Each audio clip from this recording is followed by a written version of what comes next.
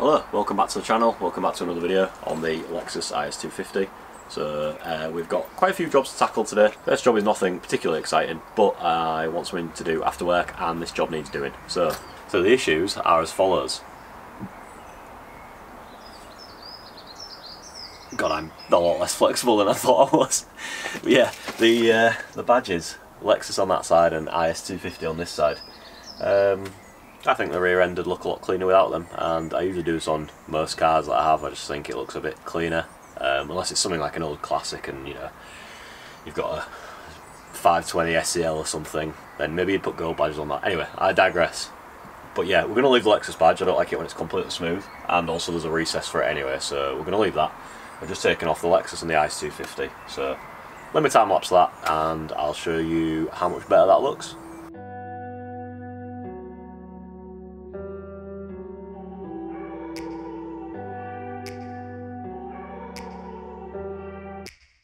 Take me back to a place where I felt at home. Take me back to a day when we weren't alone. Take me back to an age when the world felt small. Way back before we blew it all. Take me back to a place where I felt at home. Take me back to. Look at that. Also look at these. I didn't realise it had bloody holes behind it. So thanks Lexus for doing that for no reason whatsoever. Absolutely amazing. So I don't really want to obviously like take that boot section to get painted because, well, the car paintwork's terrible. There's no point having that perfect, and like getting that filled and painted, there's just absolutely no point in doing that.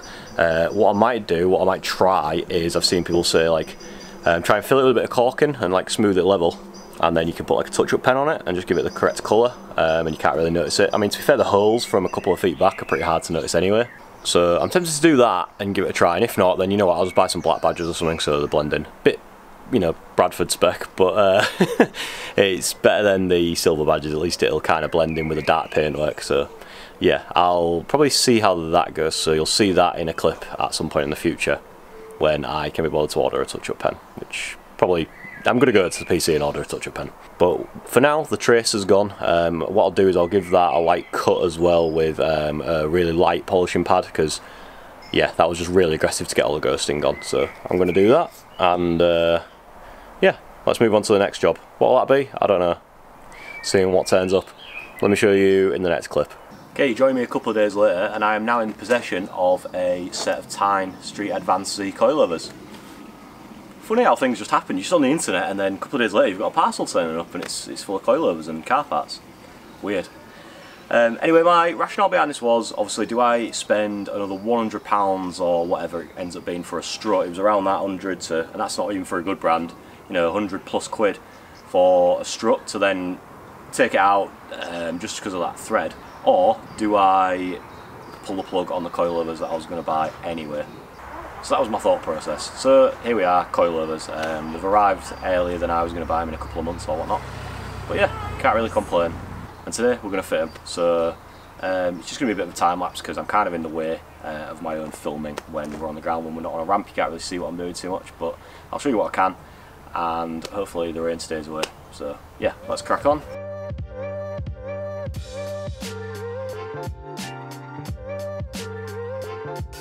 Okay, so the old shock is out. Got to take a couple of bolts off on the back, and then basically you can just manoeuvre this arm downwards and out of the way. I'll have fun putting it back on and lining it up, that'll be great. And then as part of the top mount, there's two bolts in there that you've got to take out. The most annoying part of this is taking the whole boot apart. But we've got a part. We did the exploding method, where I just stand on it and send it with the impact and see what happens. Still got all my limbs. Then we've got the new Teins here.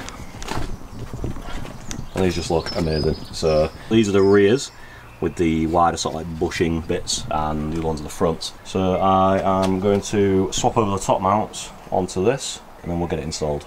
2, 1. Oh! You did it on one. Oh.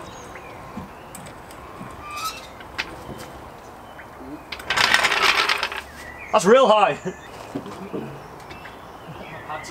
Well, as you can see, it's about standard height right now, which I don't understand, because although I have put it as high as it'll go, which probably means it's pretty bouncy, I thought it would come down just a little bit, you know, maybe 15 mil or something like that, but obviously the springs have got to settle, and I'm going to look at some wheels tomorrow, so once they go on, they're a little bit bigger anyway.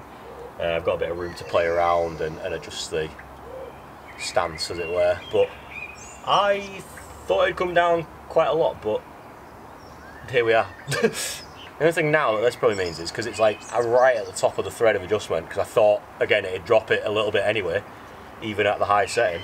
It's going to be really bouncy probably, so I'm going to have to play around. I'm going to leave the boot lining out, and when I've done the fronts I'll drive it and I'll play around with the stiffness and see how it goes the next day or two as it settles in. But for now, I mean, that's perfectly usable, and we have got literally about 3-4 inches to drop it, so fine for now. So here is the thread that I was dealing with last time, that's why it looks so deflated at the end of the last video. Yeah, not ideal. You can see it actually goes thinner at the bottom where it's meant to bottom out.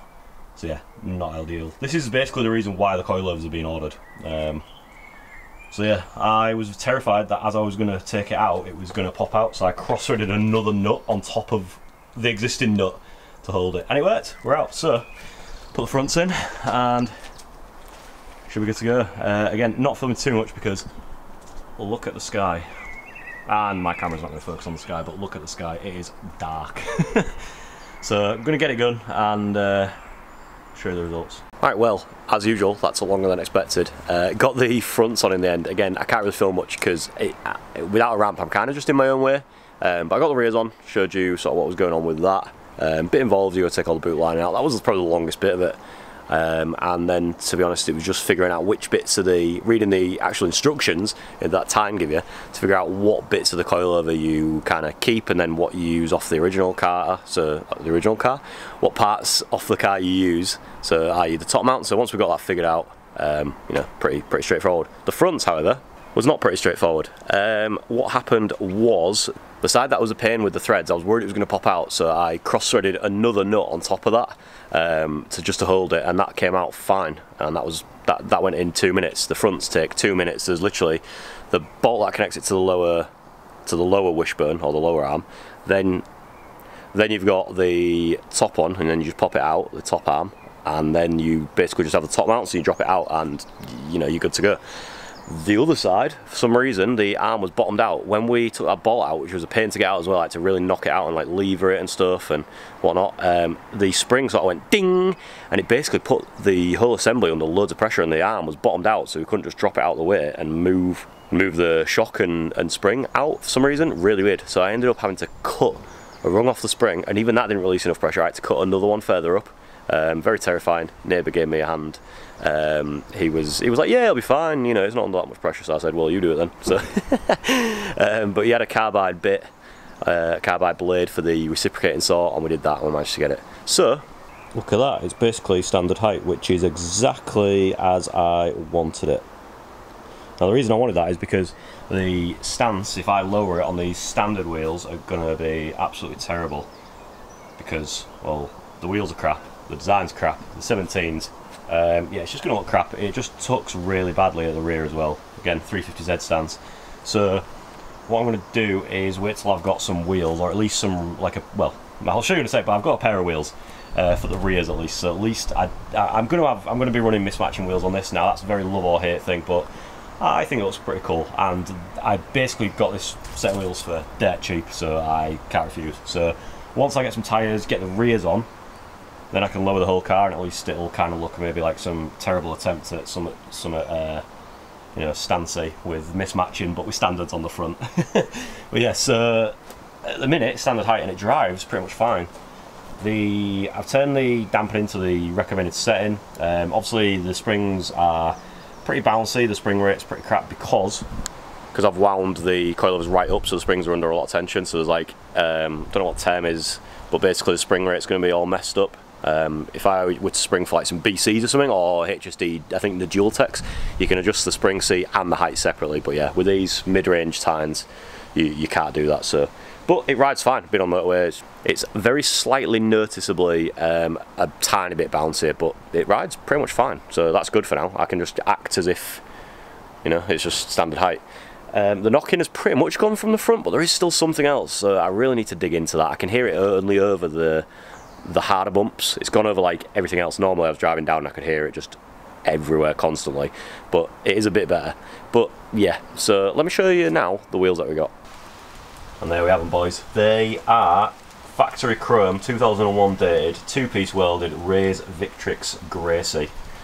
Yeah, they are cool. Come have a look. Get out my shed. Get out my shed. So yeah, the barrels are pretty grim. Probably can't see in there, but the barrels are pretty grim. But I cleaned. Well, I gave this one a very quick going over with some wheel clearance. Come up like it's like 50% better. So with a bit of elbow grease, bit of polish, and maybe some steel wool on there, like fine grid, but they'll come up pretty well. The faces are pretty damn good. The original chrome.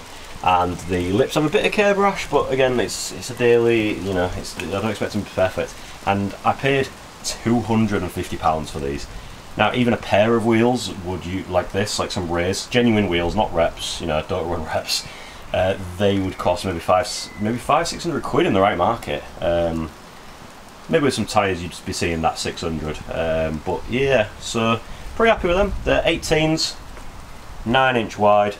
I just need to find some centre caps. I might end up having to run rep centre caps because I cannot find any Victrix centre caps.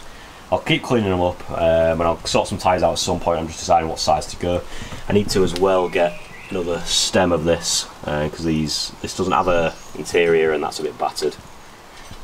And that gasket is going, same on the other one, so I'll just get some of these, I'll just measure and make sure I get the correct length. But yeah, overall, pretty happy. So these are going to look pretty nice on the back. And then we can lower it down. I might have to run some spacers, I don't know, I think maybe 10, 15 maybe, we'll see. But we'll see, once we've got tyres on it, obviously we can put them on the car, lower it down and kind of measure and see how much it needs to come out. So, going to be running a bit of stretch on the tyre, but not like, nothing stupid, so. But yeah, looking forward to getting these on. It's not going to happen tomorrow, but it's coming, so. I'm going to, now it's raining, so I'm going to go to the office and, well, as in my office upstairs, and look at maybe ordering some more parts. So in this episode, we've got the coilovers on. We've kept it at standard height for now. That will be changing, don't you worry your pretty little head. And we bought some wheels. Now I'm in the office, I've ordered some stems for the wheels. They're the 90-degree angled ones that come out through like where the split rim bolt holes are. Everyone said not to get the eBay ones, so I've got some genuine Rays ones on the way from Japan, so they'll be shipping in like a month. I've been looking at tyre sizes, I want a bit of stretch but not like a ridiculous amount, so I've been looking at that, so that's, yeah, been doing some research on that. I'm actually just editing the next episode where we have figured out what the knock-in is finally and fixed it. So I originally filmed this as one episode, but it was really long and I decided I want to bring you just more regular updates in bite-sized chunks so you guys can really sink your teeth into it and just keep on with the progress more real time. And also it isn't a 24-minute video, 25-minute video and everyone's like, what is this guy doing, he's boring me. You know, nobody wants to watch that if not a when I'm not doing a full rebuild in an episode, you know what I mean? So I decided to break them up into 2 parts this episode, and I'll try and do shorter episodes going forward. So stay tuned for the next episode, and thank you guys for watching. Please hit subscribe, please like the video, please leave me a comment down below of what you think of me splitting the episodes up into shorter bite-sized chunks. Alright, see you later.